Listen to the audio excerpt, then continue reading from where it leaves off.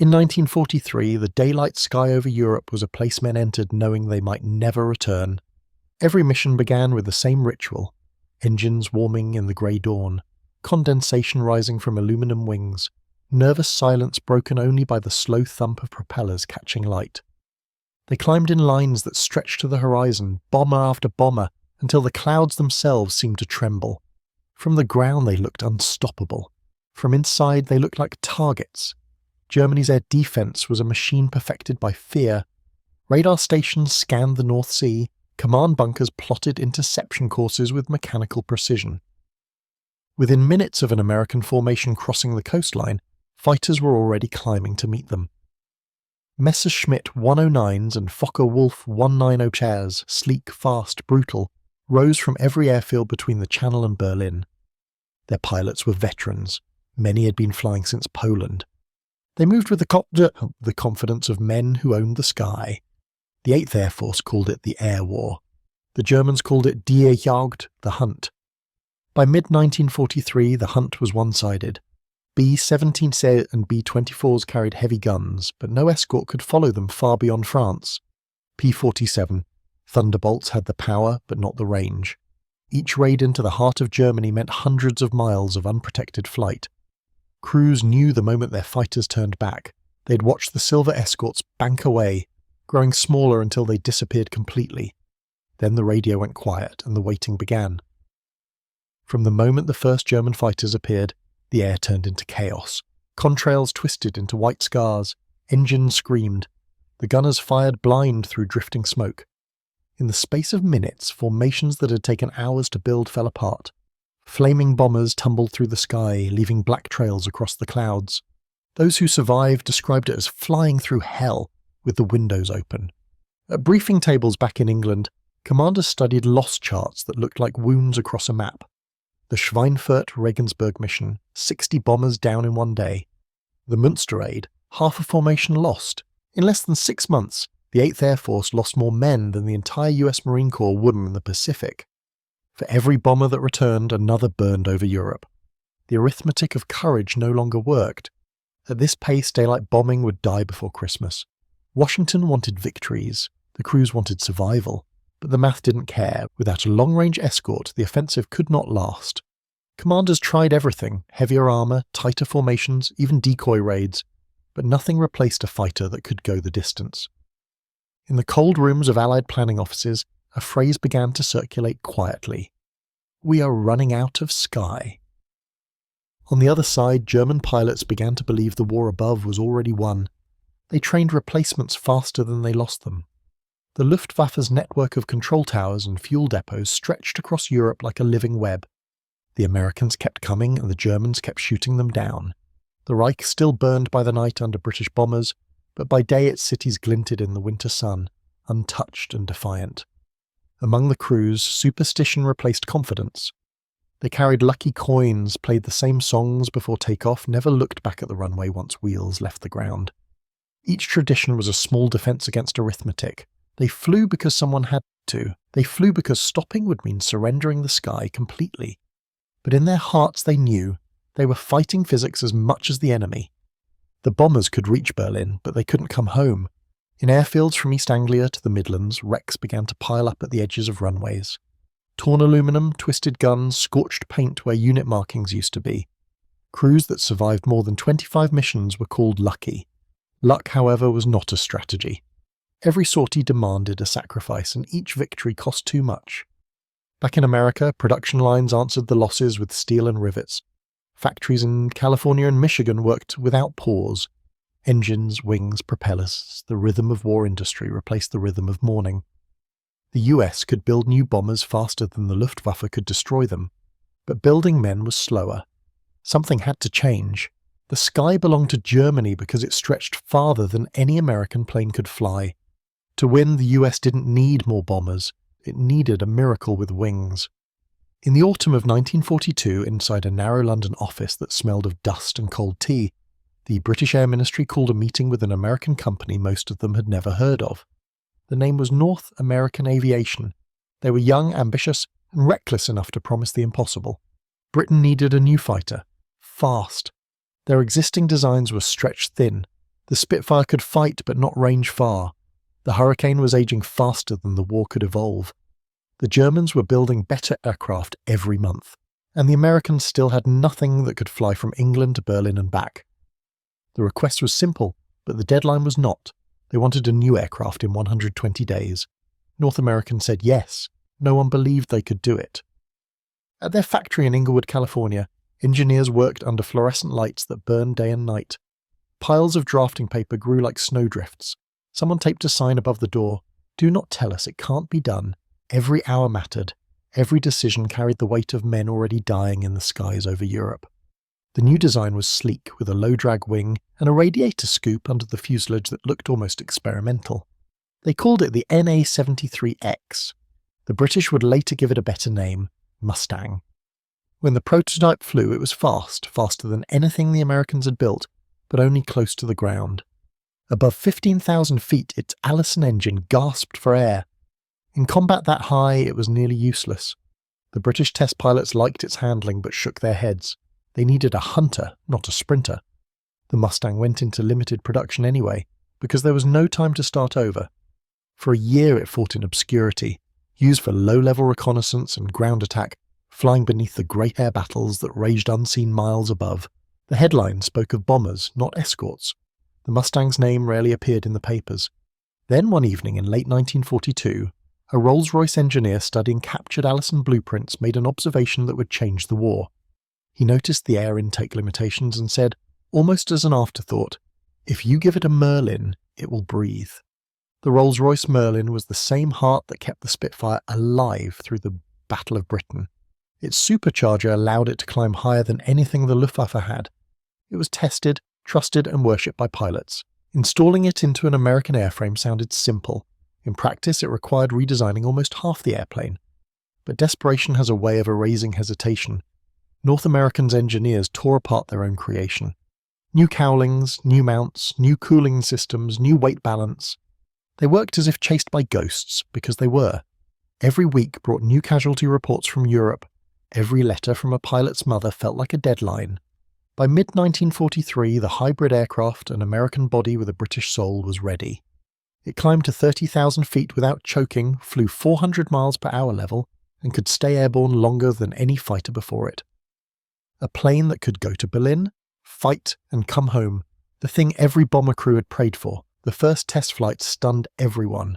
Pilots who had spent months crawling home in damaged Thunderbolts returned grinning and speechless. One said simply, "This thing goes." Another wrote, "We can finally finish the mission." The engineers in California heard the news secondhand, through coded telegrams that didn't mention names or places, but they understood what it meant. They had built something the enemy wasn't ready for. For the first time since 1940, the balance of the air war had started to shift, not with a new weapon, but with the perfection of an old idea: endurance. Back in Germany, intelligence officers dismissed the reports. They believed the Allies were exaggerating range. They had fought P-38s and P-47s before. They knew American engines overheated, and their fighters turned back halfway home. The new aircraft, whatever it was, couldn't change that, or so they thought. At Bomber Command in England, mission planners began rewriting the maps. The circles that marked escort limits expanded eastward day by day. What had once been a suicide run now had a shadow flying beside it. The first Mustangs to join the 8th Air Force did so quietly, without announcement or ceremony. No one knew that history had just lifted off. They would prove themselves not in design reviews or newspaper headlines, but in contrails and wreckage, and the silence that followed when a bomber finally came home intact. The desperate request had become a machine. The machine was about to become a legend. The first time the new Mustang met the enemy, it didn't look like a duel. It looked like a demonstration. The bombers were returning from Bremen, their formation ragged, engines coughing, wings perforated by cannon fire. Above them, the sky was crowded with German fighters circling for the kill. They had done this 100 times before, wait for the escorts to turn back, then dive through the gaps and finish the job. Only this time the gaps never opened. From out of the sunlight came something small and silver, moving faster than anything the Germans had seen before. A plane with long wings and a sound that was wrong. Higher pitched, almost smooth, as if the air itself couldn't catch it. By the time the Messerschmitts broke formation, 2 of them were already burning. The others tried to climb, but the silver shapes climbed faster. When the fight ended, the bombers kept flying. For the first time, they had company all the way home. Pilots couldn't stop talking about it. They described how the Mustang turned without losing speed, how it dived like a falling star, how its engine didn't choke above the clouds. The Luftwaffe had built its war on the principle of control. Now control was slipping. In briefing rooms across England, mission maps began to stretch eastward again. Each new squadron of Mustangs meant deeper raids, Hanover, Frankfurt, even Berlin. Commanders realized what they had, not just a fighter, but a weapon of endurance. The Mustang wasn't the fastest aircraft in the world, or the heaviest armed, but it was the one that could stay in the fight longer than anyone else. It didn't just chase the enemy away, it stayed there until the bombers were safe. To the men flying them, it felt different too. The cockpit was clear and bright, the bubble canopy giving a view of everything, the sky, the earth, and the formation below. Pilots called it flying glass. You could see forever in every direction, and for the first time in years, the horizon didn't feel like a trap. When the first groups of P-51s crossed into Germany proper, they were met with disbelief. German radar operators reported fast-moving contacts over regions that had never seen Allied fighters. Commanders assumed it was an error. Fighter control centers sent scrambled responses. Impossible. No enemy aircraft have the range. The next day, they found wreckage of their own planes scattered across their airfields. The Mustang's arrival didn't just change combat, it changed psychology. Bomber crews who had learned to expect slaughter began to hope again. They looked out their side windows and saw silver wings glinting in the sunlight, circling like guardians. They called them little friends, a strange nickname for a machine of war, but one that stuck, because that's what they were, friends in the sky. The Luftwaffe tried to adapt. They shifted intercept tactics, launched from further east, tried to lure the Mustangs away from the bombers. None of it worked. Every time they met, the Americans were waiting higher, faster, and calmer. The Mustang could climb at nearly 3,000 feet per minute, dive past 400 miles per hour without tearing its wings off, and turn tight enough to stay behind anything it chased. What it couldn't outgun, it could outrun. In March 1944, when the first bomber raid reached Berlin, escorted all the way by P-51s, German pilots were speechless. Berlin had been the last sanctuary of the Luftwaffe, the heart of the Reich protected by distance itself.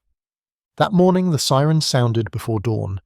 By mid-morning the sky was a maze of contrails stretching beyond sight, and through it all the Mustangs moved like phantoms, here one moment, gone the next. German aces who had survived 4 years of air war were suddenly being hunted in their own skies. Reports flooded command posts faster than anyone could process them. Entire squadrons missing, airfields strafed while refueling, bombers hitting targets once thought unreachable. The phrase fighter sweep took on a new meaning. The Americans weren't defending anymore, they were cleansing the air. By summer, the statistics told the story no one in Berlin wanted to read. In 6 months, the Luftwaffe's operational fighter strength had fallen by nearly half. Fuel shortages made training impossible. Every experienced pilot shot down meant another whole squadron filled with boys who could barely take off. The Mustang didn't just win dogfights, it devoured the future of the enemy. And yet for all its perfection, it was still a creation of desperation. Every bolt, every rivet, every gallon of high-octane fuel was a reminder of what it cost to build it. Factories back in the United States were working beyond human capacity. Mechanics on English airfields slept under the wings they repaired. Ground crews wiped oil from their faces and watched the sky until their pilots returned. Sometimes they didn't. Even miracles bled. But the transformation was complete. In less than a year, the air war over Europe had reversed. The same sky that had belonged to Germany now belonged to the United States. The same bombers that had once flown to die now flew to win. And the machine that made it possible, the P-51 Mustang, had become more than a fighter. It was a symbol of endurance, of reach, of a nation that refused to stop moving. In hangars across England, new squadrons painted the Mustang's nose in bright colours, shark teeth, checkerboards, lightning bolts. It was pride disguised as paint. The men who had once flown in fear now climbed into cockpits with quiet certainty. They knew the odds were changing, and for the first time they were on the right side of them. The Germans began to speak of the Silver Plague. Wherever the bombers went, the plague followed. and behind it came silence. The transformation of war was now visible from orbit if anyone had been there to look. The contrails over Europe no longer bent westward in retreat. They pointed east, straight into the heart of the Reich. By the spring of 1944, the air above Europe had changed colour. The grey haze of fear that once hung over every mission was thinning, replaced by a silver shimmer of confidence. Everywhere the bombers went, the Mustangs went with them. And everywhere the Mustangs went, the Luftwaffe bled. The road to Berlin was not paved in asphalt or stone. It was paved in miles of airspace slowly conquered, one mission at a time. Each sortie pushed the line farther east. Each dogfight cleared another patch of sky. The bomber crews began to count days, not losses. The black crosses that once swarmed through their gun sights were fewer, the radio chatter less frantic. The war in the air was still deadly, but it no longer felt hopeless. In briefing huts lit by bare bulbs, commanders traced new circles on wall maps. First Hanover, then Leipzig, then the capital itself. They knew the risks, but they also knew something the Germans did not, that America's industrial heart could outbuild anything. Every plane lost today was already replaced tomorrow.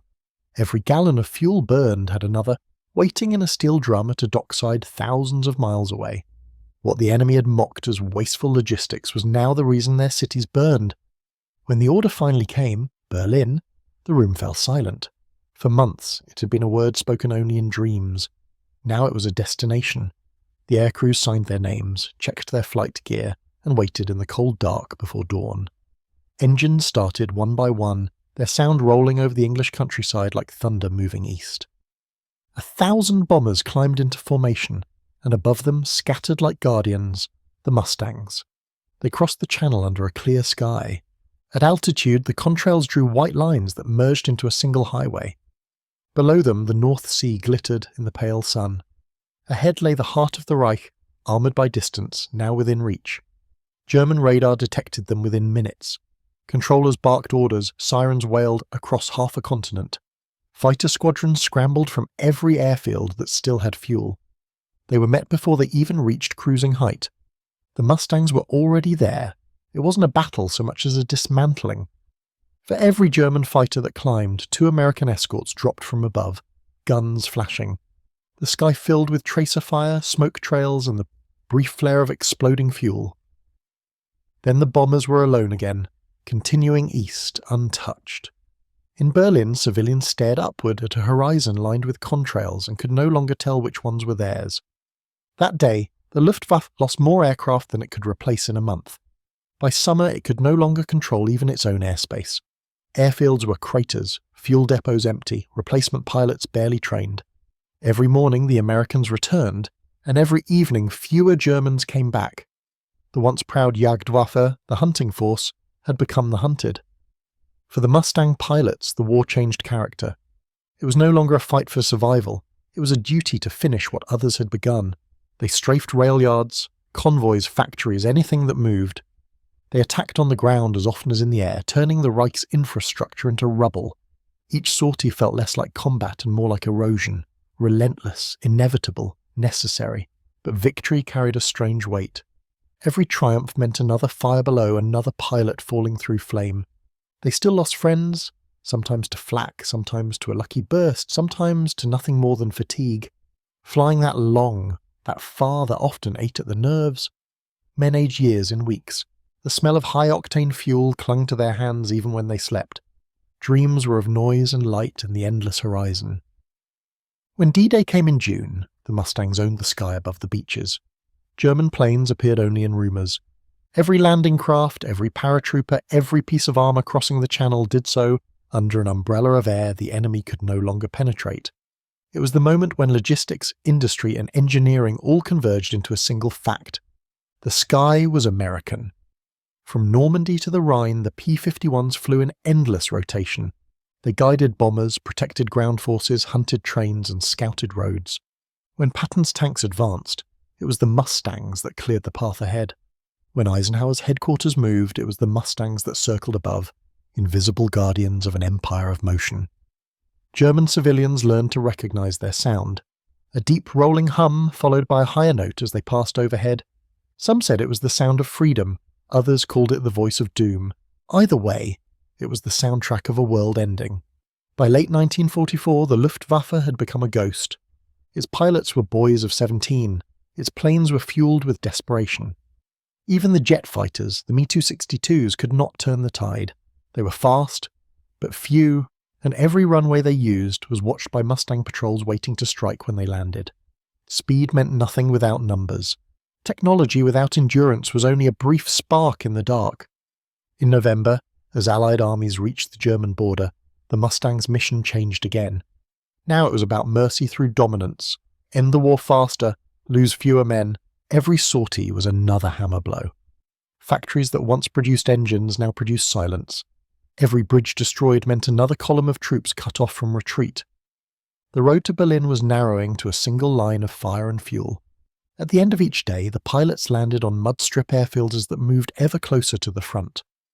Ground crews worked through the night under blackout lamps, refueling, rearming, repairing bullet holes with sheets of raw metal. Some wrote messages on the fuselage in chalk, Berlin or bust. They meant it literally.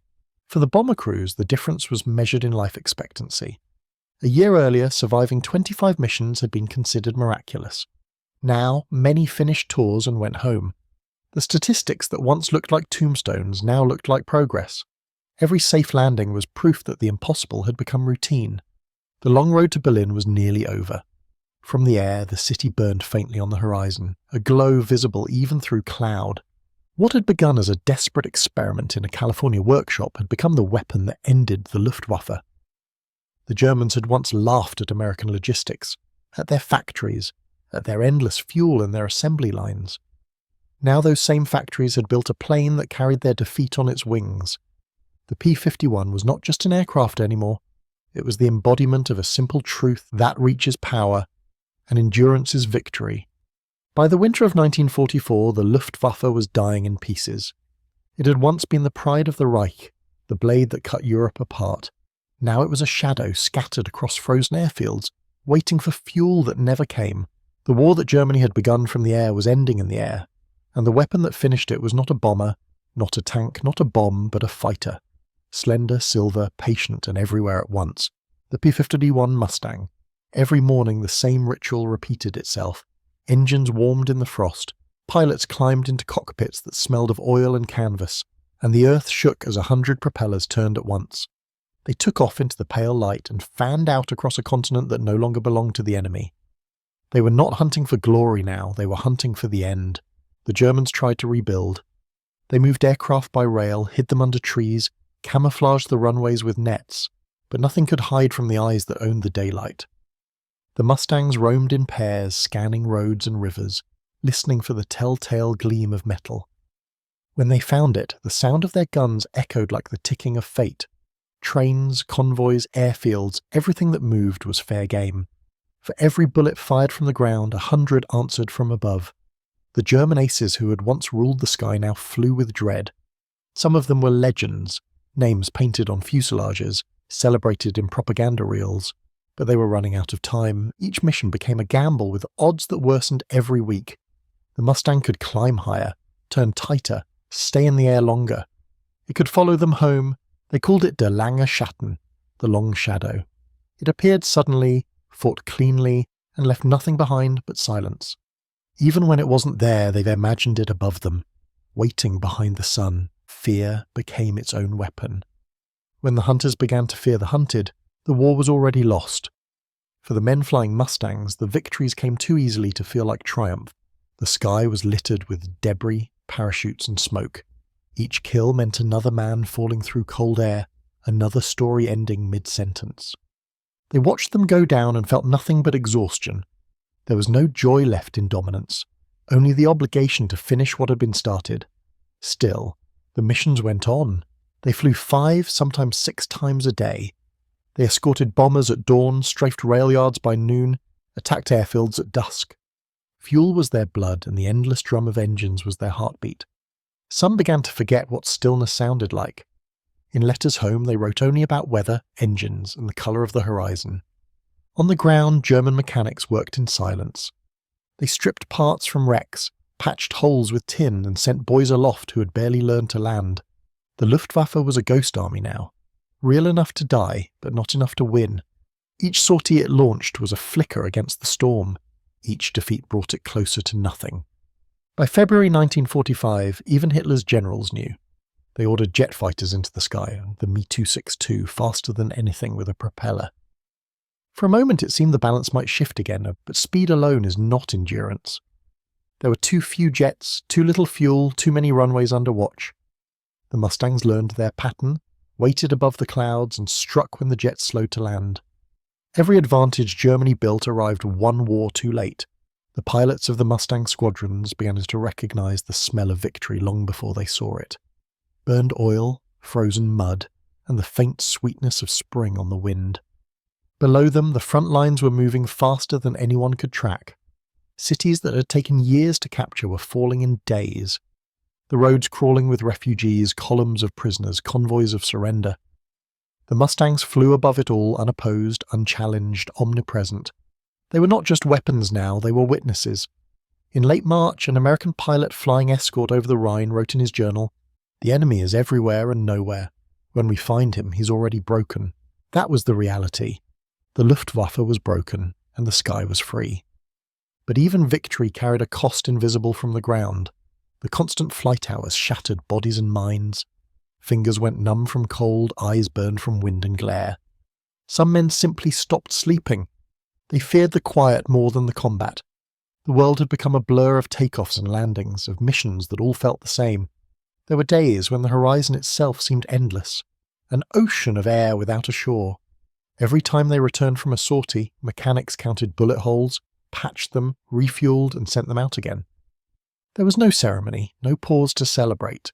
The war had become a rhythm, and stopping meant something worse than death. It meant remembering. For the German civilians beneath them, the Mustang was both terror and prophecy. Its silver wings reflected sunlight across ruined streets. Children pointed, soldiers ducked, and everyone listened for the sound that meant the front was near. Some called it Der Engel des End, the angel of the end. To them, it meant the war was almost over. By April, the hunt was done. The Luftwaffe existed only on paper. The few aircraft that rose did so in desperation, knowing the sky no longer belonged to them. When they fell, no one looked up. The hunter had become the hunted, and then the hunted had vanished altogether. At the forward bases along the Rhine, the Mustang sat idle for the first time in months. Engines cooled, wings dripping with dew. Pilots stood beside their planes and listened to the silence. It was not peace yet, but it was the sound of something ending. They had outlasted the storm.